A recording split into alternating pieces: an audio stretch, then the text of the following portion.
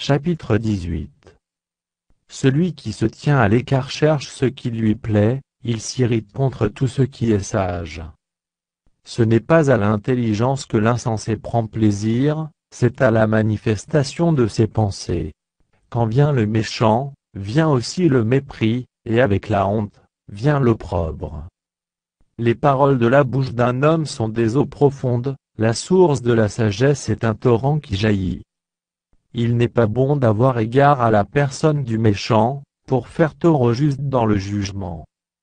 Les lèvres de l'insensé se mêlent aux querelles, et sa bouche provoque les coups.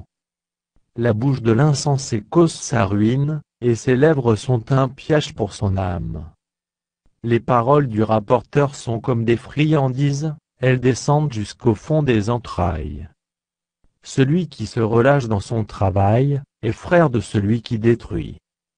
Le nom de l'Éternel est une tour forte, le juste s'y réfugie, et se trouve en sûreté. La fortune est pour le riche une ville forte, dans son imagination, c'est une haute muraille.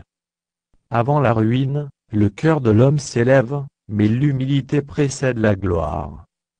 Celui qui répond avant d'avoir écouté, fait un acte de folie et s'attire la confusion.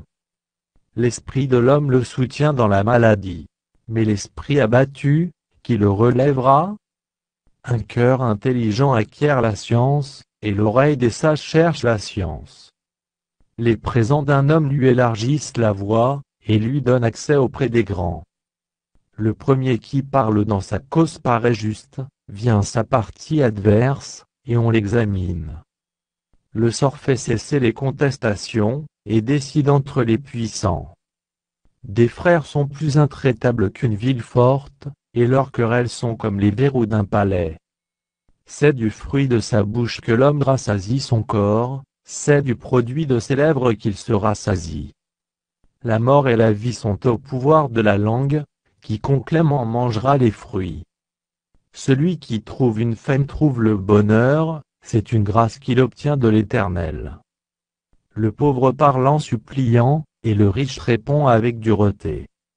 Celui qui a beaucoup d'amis les a pour son malheur, mais il était l'ami plus attaché qu'un frère.